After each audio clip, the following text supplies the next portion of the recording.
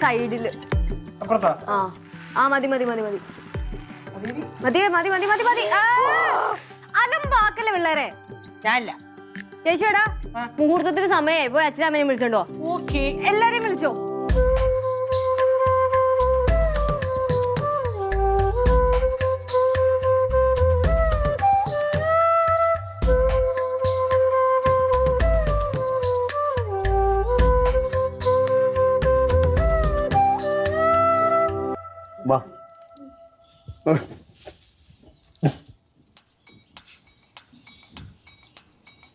എന്തുവാടാ വടിയായിട്ട്?